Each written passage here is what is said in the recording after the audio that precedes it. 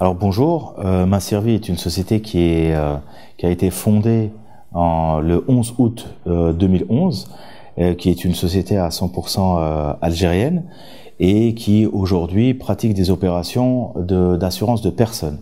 Les assurances de personnes, ça veut dire tout ce qui est assurance voyage, l'assurance santé complémentaire et tout ce qui est assurance de capitalisation. Elle est dotée d'un capital social de 1 milliard de dinars et elle possède un réseau aujourd'hui de près de 243 points de vente répartis équitablement sur les 48 wilayas, donc sur l'ensemble du territoire national. Nous sommes leaders dans le domaine de l'assurance voyage et nous agissons beaucoup dans le domaine de la digitalisation, dans le domaine de la santé et surtout évidemment c'est ce qui vaut notre titre de leader sur la garantie assurance voyage.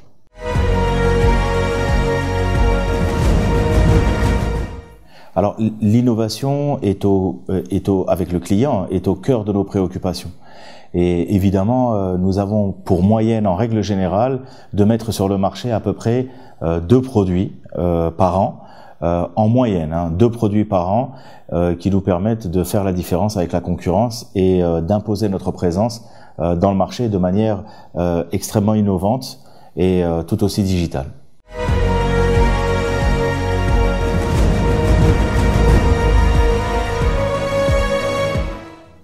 Alors très sincèrement, lorsqu'on a commencé notre processus de digitalisation, nous avons fait 2 choses en même temps.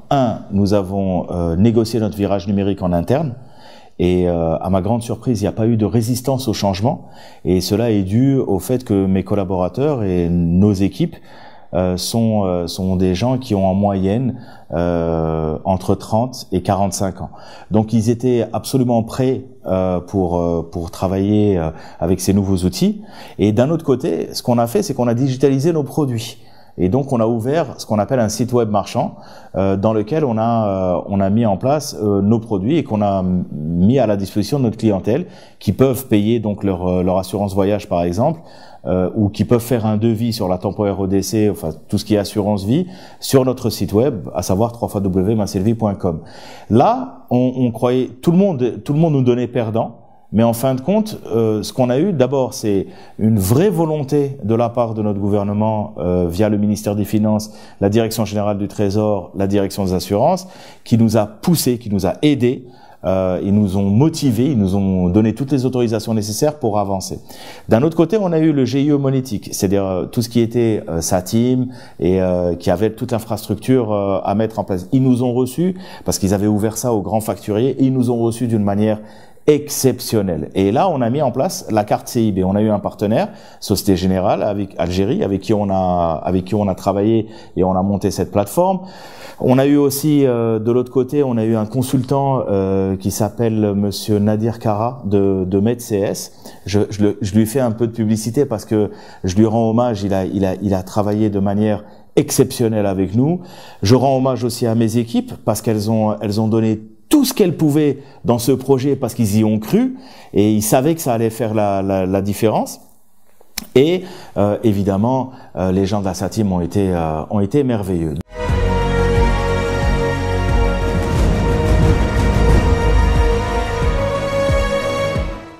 On a mis ça en place en 2017 et on a eu un accueil qui était quand même relativement incroyable.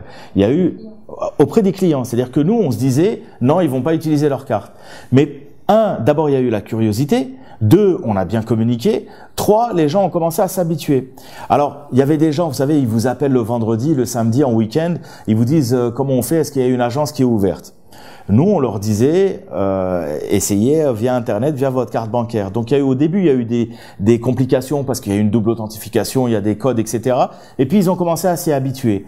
Et aujourd'hui, je peux vous annoncer qu'entre 2017 et 2018, on a eu quand même 108% de croissance sur les visites et les achats, pas les visites, les achats de contrats d'assurance voyage sur notre site.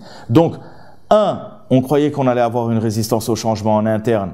Il n'y a pas eu ça, donc vraiment c'était très favorable, un accueil très favorable.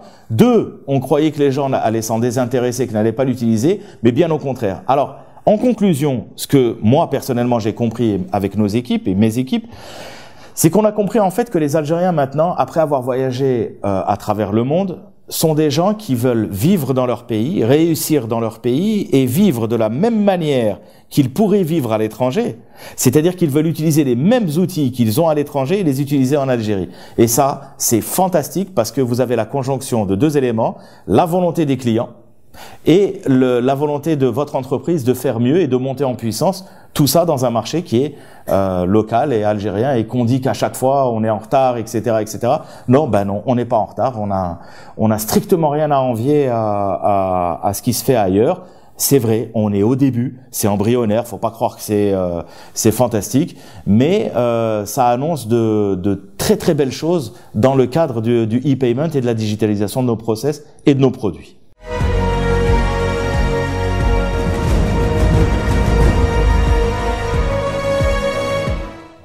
Alors, il faut comprendre que le retail physique, la vente physique dans les agences au sein du réseau, c'est incomparable par rapport à ce qui est fait sur Internet. Vous avez des points de vente sur tout le territoire national, donc ça draine beaucoup plus de monde. Aujourd'hui, ce que je peux vous dire clairement, c'est qu'on a à peu près enregistré à peu près quelque chose comme 22 000 clients qui sont passés sur la plateforme, ce qui représente 108% de croissance entre l'année dernière et cette année. Et ce qu'il faut savoir aussi, c'est que vous avez un chiffre d'affaires qui représente quelque chose comme près de 7 voire 8% de toute la masse de chiffre d'affaires sur une seule ligne de garantie. Hein. N'oubliez pas qu'on commercialise 10 produits. Sur les 10 produits, imaginez que la seule assurance voyage sur Internet représente près de, allez, on va dire 7,5%.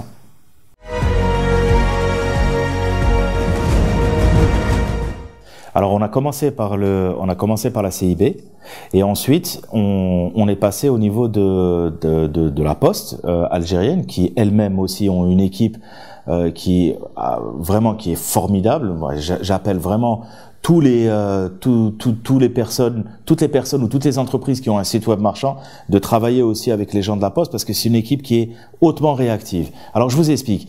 La CIB aujourd'hui selon les statistiques officielles c'est à peu près 1 800 000 cartes en circulation. Dahabia, c'est 7 millions de cartes en circulation et qui sont actives. Donc rendez-vous compte que nous avons à peu près 8 millions d'individus qui sont susceptibles de pouvoir acheter de nos produits sur notre site web. Donc 22 000 personnes, ça représente pas grand-chose. Et moi, je vois ça de manière très positive parce que je me dis que de 22 000 personnes à 8 millions de personnes, il y a du champ, il y a du travail, donc on a encore beaucoup de choses à faire. Donc effectivement, pour répondre à votre question clairement, 22 000 clients, c'est un mix des deux. Hein, c'est la CIB et le Dahabia.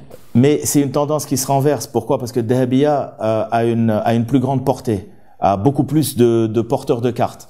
Donc du coup, on arrive à un équilibre, mais qui va être vite dépassé par la Poste. Pourquoi? Parce que la Poste a une puissance de frappe en termes de clientèle qui est autrement plus importante que celle qui est remise par les gens de la banque. Aujourd'hui, les cartes bancaires CIB, les banques doivent faire encore beaucoup plus d'efforts pour pouvoir vendre cette carte ou la donner de manière systématique pour arriver à ce niveau-là.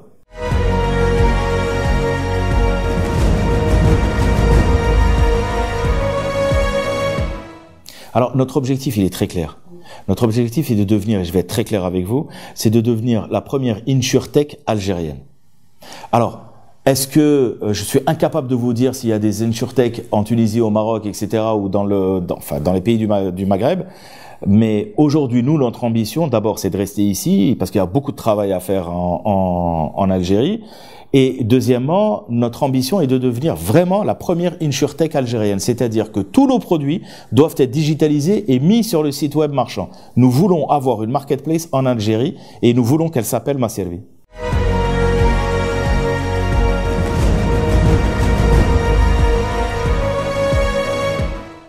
Alors, le secteur est porteur. Le secteur est porteur, mais aujourd'hui, ce qui ne va pas, c'est l'aspect législatif et réglementaire. Bon, il y a eu une grande avancée, il faut l'avouer. Il y a eu une grande avancée, c'est que le GIE monétique, enfin la SATIM, au début avait ouvert les sites web marchands, avait ouvert la possibilité qu'aux grands facturiers de pouvoir mettre en place un système qui permettait de faire du e-payment sur leur site. Aujourd'hui, cette barrière est levée. Donc maintenant, tous ceux qui veulent, les startups, les entreprises déjà établies, PME, PMI, tous ceux qui veulent avoir un site web marchand peuvent le faire et peuvent s'adresser au niveau de la SATIM et le GIE monétique pour pouvoir avoir pour moi j'appelle ça un avantage, hein, c'est un avantage commercial majeur. Donc quand vous me dites, quand on part de ce postulat et que vous me dites qu'est-ce que ça va devenir dans 10 ans, moi je vous réponds qu'est-ce que c'est devenu déjà en Europe. Qu'est-ce que c'est devenu déjà en Afrique subsaharienne? Qu'est-ce que c'est devenu dans les autres continents, sur les autres continents? Donc pour moi, je ne peux qu'espérer et je suis convaincu que ça va être une évolution qui va être formidable et qui va nous permettre d'être véritablement un facteur de croissance économique et un facteur aussi de traçabilité, un facteur de captation d'épargne. Ça veut dire un facteur de diminution de l'inflation. Et donc, tous ces éléments-là font que il faut absolument, c'est même pas quelque chose que j'espère, il faut absolument qu'aujourd'hui on puisse baser du moins une grosse partie de notre économie dans ce domaine-là. Ça veut dire quoi? Ça veut dire qu'il faut promouvoir les services et il faut que les services se reposent pour la vente et l'achat de biens et de services avec le e-payment. Le e-payment est un élément extrêmement important pour notre économie, pour nos entreprises et pour nos concitoyens. C'est extrêmement important. Donc moi, je me dis que d'ici 10 ans, on ne peut que voir réussir ce type d'entreprise ou ce type ce moyen de paiement.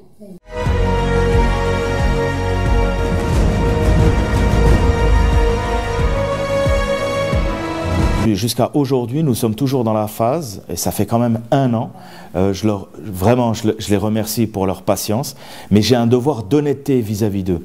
Donc depuis maintenant presque 1 an, nous sommes dans la phase d'étude et d'analyse de leur bilan, de leur activité, de leur projection future, de leur business plan, etc.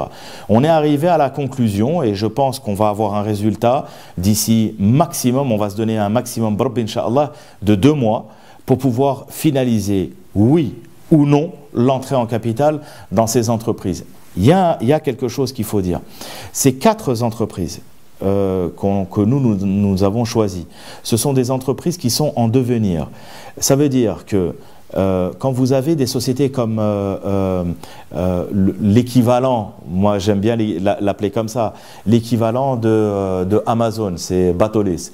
Quand vous avez l'équivalent de Booking.com qui s'appelle Nbeto, quand vous avez les comparateurs comme Nkhayyar, quand vous avez une société comme Hafalat.com, ce sont des sociétés qui sont en devenir parce que leurs propriétaires actuels sont des gens qui sont passionnés. J'ai eu le plaisir et l'honneur et le privilège de pouvoir m'asseoir avec eux, de discuter avec eux. Ce sont des gens qui y croient, ce sont des gens qui ne se sont pas payés de salaire, ce sont des gens qui représentent dignement leur activité et qui ont de l'énergie. Rien que pour ça, il y a quelque chose à faire avec eux et donc j'espère pouvoir aller loin avec eux. Barbé.